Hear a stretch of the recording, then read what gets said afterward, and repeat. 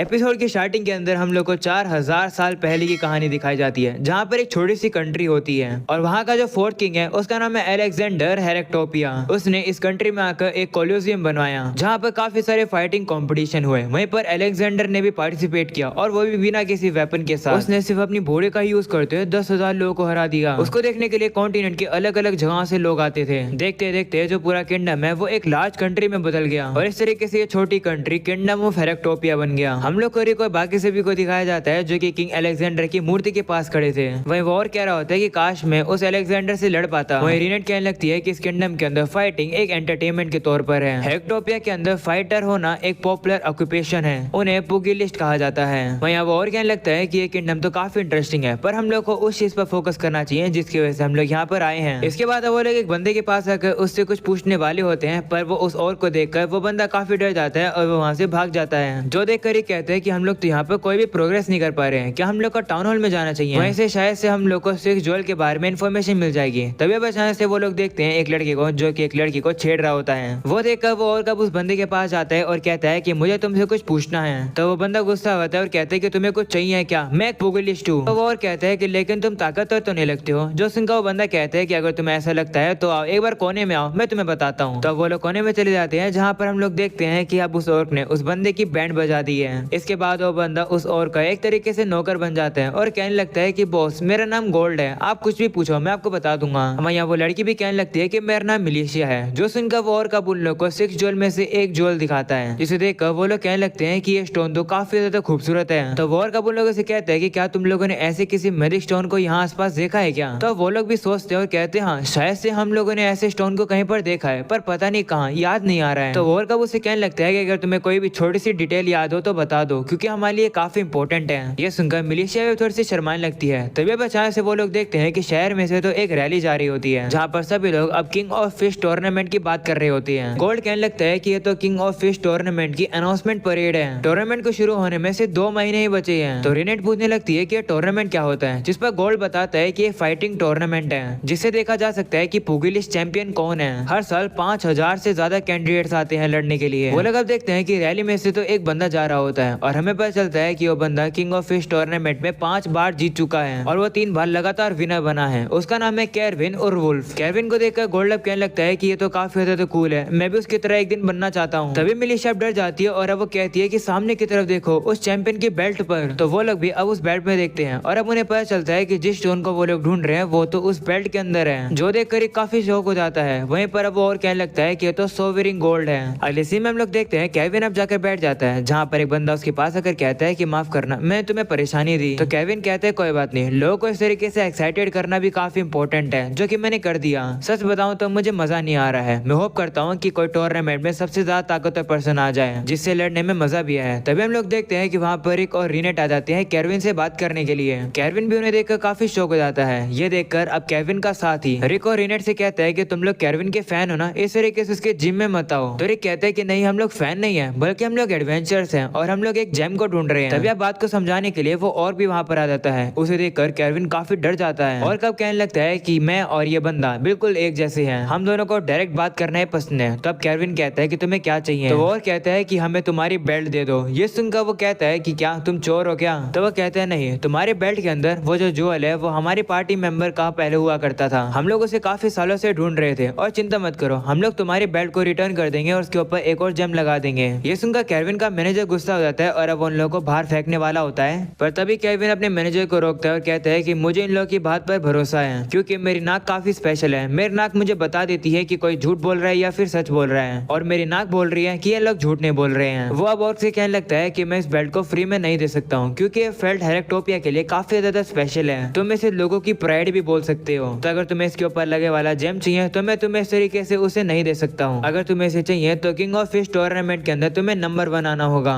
Jason का वो और कहते हैं ठीक है, तो फिर मैं टॉप पर आऊंगा। ऐसा बोलने के बाद अब वो जाने लगता है। वो देख कर अब उस औरत से कहने लगता है कि आखिर हम लोग ये ज्वेल को पाएंगे कैसे? जिस पर वो कहता है कि तुमने चैंपियन की बात सुनी नहीं क्या? इसके बाद अब वो लोग वहाँ से चले जाते हैं। उनके जाने के बाद अब एविन का मैनेजर कहने लगता है कि ये लोग तो शायद बेवकूफ थे। तो एविन कहते हैं नहीं, अगर तुम इनके साथ कुछ भी करते तो अब तक हम सभी ही लोग मारे जाते। तो वो बंदा कहता है कि मुझे कुछ गड़बड़ तो लग रही थी, पर मुझे ये नहीं पता था कि ये लोग इतने ज्यादा ताकतवर हैं। तब एविन कहने लगता है कि ये लोग सही में काफी ताकतवर थे। सबसे पहले वो मेड, उसने काफी कमाल के तरीके से अपने आप को हैंडल कर रखा था। मैं श्योर हूँ कि उसकी स्किल्स काफी कमाल की है। इसके बाद वो रिक के बारे में बात करता है कि मैं देखकर बता सकता हूँ कि उस बंदे ने काफी ज्यादा ट्रेनिंग करी है अपनी बॉडी के ऊपर, और अगर हम लोग उस और की बात करें तो वो और तो कुछ ज्यादा ही पावरफुल है। अगले सीन में वो और कब रिक को बताता है कि हम लोग पुगिलिस्ट बनेंगे, क्योंकि उसी के बाद हम लोग टूर्नामेंट के अंदर पार्टिसिपेट कर पाएंगे और उस बेल्ट को जीत पाएंगे। वही रिनेट बताती है कि टूर्नामेंट में एंटर करने के लिए एक पर्सन को ईस्ट और वेस्ट में होने वाले प्रीलिमिनरीज में पास होना होगा, और जो भी ब्लॉक के अंदर क्वालिफाई होगा उनका जीतना जरूरी होगा। वही वो और रिक से कहता है कि वेस्टर्न लीग को मैं तुम पर छोड़ रहा हूँ और ईस्टर्न लीग में मैं जाऊंगा। तो रिक कहते हैं ठीक है, पर क्या अकेले जाओगे तो ठीक रहोगे? तो वो कहते चिंता मत करो, मैंने एक गाइड का अरेंजमेंट कर लिया है। तभी वहाँ पर गोल्ड उसके लिए एक घोड़ा गाड़ी लेकर आ जाता है और कहता है कि और माफ करना तुम्हें मैंने वेट करवाया। अगले सीन में रिनेट रिक से कह रही होती है कि तुम्हें टेस्ट को पास करना होगा तभी तुम पुगिलिस्ट बुला जाओगे। जो सुनकर रिक कहता है कि गिल्ड के अंदर एडवेंचर्स भी यही करते हैं। तो रिनेट कहती हाँ, जिन भी लोगों को अपनी स्किल्स के ऊपर कॉन्फिडेंस होता है वो दूर दूर के एरिया से आते हैं टेस्ट देने के लिए। जो सुनकर रिक कहते हैं कि तो काफी इंटरेस्टिंग है। इसके बाद वो अरीना के अंदर आ जाता है जहाँ पर एक बंदा उसे बताता है कि ये टेस्ट फिजिकल मॉक बैटल होने वाली है, तुम्हारा अपोनेंट हमारे न्यू पुगिलिस्ट रैंडमली चुनेंगे। तो रिक पूछता है कि जो मेरा अपोनेंट है वो ताकतवर है क्या? जिस पर वो बंदा कहता है थोड़ा बहुत तो ताकतवर है। तभी हम लोग देखते हैं कि रिक का अपोनेंट वहाँ पर आ जाता है और वो और कोई नहीं बल्कि एंजेलिका होती है। वो अब जैसे रिक को देखती है वो अब काफी ज्यादा डर जाती है। रिक भी उसे पहचान जाता है और कहते हैं कि काफी समय बाद मिल रहे हैं। अगले सीन में हम लोग देखते हैं कि अब उन लोग का मैच शुरू होने वाला है और उन लोग का मैच देखने के लिए दो बुढ़े लोग भी आए हैं, और अब वो लोग यही बात कर रहे होते हैं कि एंजेलिका कितनी ज्यादा खूबसूरत है। ये लोग तो ठर के बुढ़े हैं यार। हम लोग अब देखते हैं एंजेलिका को जो कि रिक से पूछते हैं कि तुम यहाँ क्या कर रहे हो, जिस पर रिक कहता है कि ये बात मैं तुमसे ही पूछ सकता हूँ, ये मत कहना कि नॉर्दी यानी कि तुम्हारा भाई भी यहाँ पर आया है। तो वो कहती है नहीं, यहाँ पर सिर्फ मैं ही आई हूँ। जो सुनकर रिक काफी रिलैक्स फील करता है। वहीं पर अब एंजेलिका मन में कहने लगती है कि ये तो काफी ज्यादा बुरा है, मैंने कभी नहीं सोचा था कि ये रिक मेरा अपोनेंट होने वाला है। इसके बाद अब उन लोग का मैच शुरू हो जाता है जहाँ पर एंजेलिका कह रही होती है कि मैं रिक से नहीं हारूंगी। ऐसा बोलने के बाद अब वो हमला करने वाली होती है, पर तभी अब अचानक से उसी के ऊपर हमला हो जाता है और अब वो नीचे गिर जाती है। उसे बिल्कुल भी समझ नहीं आता है कि उसके साथ ये क्या हुआ। वो फिर से खड़ी होकर हमला करने की कोशिश करती है, पर वो फिर से गिर जाती है। तब रिक उसे बताने लगता है कि तुम्हें ये मेरी नई स्किल जो कि मैं काफी समय से सीख रहा हूँ, तुम्हें ये कैसी लगी?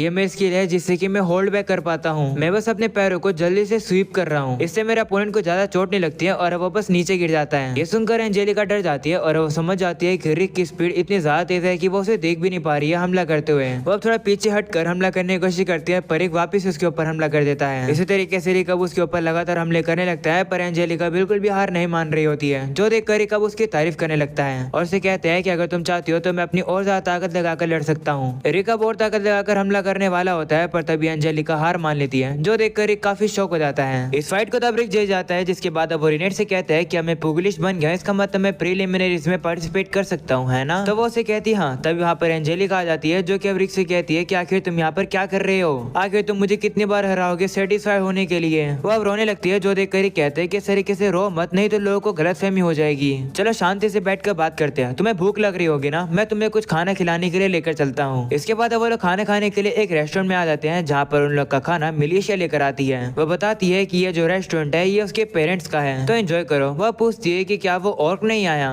तो रिक कहते हैं नहीं, वो अभी ईस्टर्न लीग में गए हैं। जो सुनकर मिलिशिया थोड़ी सी दुखी हो जाती है कि वो उस ऑर्क से नहीं मिल पाई, इसलिए वह वापस चली जाती है। तभी एंजेलिका रिक से कहती है कि आखिर तुम पुगिलिस्ट क्यों बने हो, और वो कहता है कि क्योंकि मैं किंग ऑफ फिश टूर्नामेंट को जीतना चाहता हूँ। जो सुनकर वो काफी हैरान हो जाती है। वहीं पर अब रिनेट एंजेलिका से कहती है कि तुम कब पुगिलिस्ट बनी, जिस पर वो कहती है 4 महीने पहले। मेरे कुछ रीजन है जिसकी वजह से मैं पुगिलिस्ट बनी हूँ। तो रिक कहते हैं कि क्या तुम भी टूर्नामेंट में एंटर करोगी? तो वो कहती है हाँ, चाहे कुछ भी हो जाए मैं किंग ऑफ फिश टूर्नामेंट में जीत कर ही रहूंगी। तो रिक कहता है कि मैं भी अपना बेस्ट दूंगा। जो सुनकर वो उसे कहती है कि ये मत कहना कि तुम इस साल के टूर्नामेंट में एंटर करने वाले हो। तो रिक कहते हैं हाँ, मैं इस साल पार्टिसिपेट करने वाला हूँ। तो अब एंजेलिका कहती है हाँ, मानना तो पड़ेगा कि तुम ताकतवर हो, पर जीतना इतना पॉसिबल नहीं होगा क्योंकि तुम यहाँ पर आ चुके हो और तुम्हें पता भी नहीं है कि आखिर चीजें कैसे काम करती है। किंग ऑफ फिश टूर्नामेंट में जाने के लिए काफी कुछ करना पड़ता है, जैसे तुम्हें आधे साल में 40 मैचेस जीतने होंगे, उसी को लीग कंपटीशन में पार्टिसिपेट करने का मौका मिलता है। तो रिक कहता है कि बस जीतना है ना, मैं जीत जाऊंगा। जिस पर एंजेलिका कहती है कि ये इतना सिंपल नहीं है। मैच के अंदर पुगिलिस्ट अपनी पूरी ताकत लगाते हैं और ब्रूटल तरीके से लड़ते हैं। ज्यादा से ज्यादा लोग 10 बैटल करते हैं, वो भी पूरे 1 महीने के अंदर, और तुम्हारे पास अभी बस एक ही हफ्ता रहता है। एक हफ्ते के अंदर 40 मैच जीतना इम्पॉसिबल है। वहीं रिक कहता है कि लेकिन मैं तो 4 दिनों में 40 मैच करने वाला हूँ। जो सुनकर एंजेलिका बहुत ज्यादा शौक हो जाती है। अगले सीन में हम लोग देखते हैं प्रीलिमिनरी मैचेस शुरू हो जाते हैं, जहाँ पर रिक को बताया जाता है कि वो बिल्डिंग बी में जाए। वहीं रिका पूछने लगता है कि जो मेरा अपोनेंट है वो कैसा है, जिस पर वो बंदा कहता है कि तुम्हारा अपोनेंट होने वाला है ग्रिट। रूमर्स के हिसाब से वो मैच के बीच में वेपन्स यूज करके रूल ब्रेक करता है, तो थोड़ा सा केयरफुल रहना। अगले सीन में रिक अब ग्रिड से लड़ने के लिए आ जाता है, जहाँ पर ग्रिड अब सोच रहा होता है कि रिक के पास तो लगता नहीं है कि कोई वेपन है और मुझे तो ये नूब लग रहा है, इसको हराने में काफी ज्यादा मजा आएगा। हम लोग अब देखते हैं कि ग्रिड ने अपने कंधे पर एक इम्पैक्ट स्टोन को छुपा रखा था। वो स्टोन उसके मुक्के की ताकत को 20 से 30 गुना बढ़ा देता है। इसके बाद अब मैच शुरू हो जाता है, जहाँ पर ग्रिड अब चीटिंग करके यानी कि अपने कपड़े उतार के सीधा रिक के ऊपर फेंक देता है और उसका ध्यान भटका देता है। जिसके बाद वो सीधा उसी स्टोन का यूज करके रिक के ऊपर मुक्का मारता है। उसे अब लगने लगता है कि उसने रिक को हरा दिया, पर जैसे वो अपने खुद के हाथ को देखता है, वो देखता है कि उसकी खुद की हड्डी ही टूट चुकी है। उसके हाथ से वो स्टोन भी नीचे गिर जाता है। वो देखकर रिक कहता है कि अगर तुम इस स्टोन को बिना ट्रेनिंग के यूज करोगे तो तुम्हारी हड्डी इस तरीके से टूटेगी ना। वहीं ग्रिड मन में कह रहा होता है कि लेकिन इस स्टोन का यूज करके तो मैंने बड़े बड़े पत्थरों को तोड़ा है। वहीं परी काबू से कहने लगता है कि मेरे ख्याल से तुम्हें और ज्यादा ट्रेनिंग करनी चाहिए, चलो मेरी बारी है, मैं थोड़ा सा होल्ड बैक करूंगा। ऐसा बोलने के बाद रिक काबू से मुक्का मारता है, पर वह मुक्का उसके से साइड में निकाल लेता है। पर रिक के मुक्के की वजह से काफी तेज से शॉक वेव निकलने लगती है। रिक अब कहता है कि यह पासिंग पंच है, इससे तुम्हारा ब्रेन अनकॉन्शियस हो जाएगा, इससे मेरे अपोनेंट को ज्यादा चोट भी नहीं लगती है। वो मुक्का खाने की वजह से अब ग्रिड का पूरा दिमाग हिल जाता है और अब वो हार जाता है और अब इस फाइट को रिक जीत जाता है, जो देखकर एक बंदा काफी इंप्रेस होता है और कहता है कि इस साल तो काफी ज्यादा कमाल के कंटेस्टेंट पार्टिसिपेट कर रहे हैं, इस साल के टूर्नामेंट में काफी ज्यादा मजा आएगा। तभी एपिसोड के एंडिंग में हम लोग को रेड लाइट एरिया दिखाया जाता है, जहाँ पर एक बंदा दूसरे बंदे को बुलाता है कि गीत चलने का समय हो गया है और काम पर लगने का भी। तो गीत भी अब मान जाता है, कहता है कि काफी ज्यादा दिक्कत की बात है। और अब यहीं पर हो जाता है ये एपिसोड खत्म। पसंद आया हो तो लाइक कर देना, चैनल पर न्यू हो तो सब्सक्राइब कर देना। मिलते हैं अगले एपिसोड के अंदर, तब तक के लिए बाय बाय।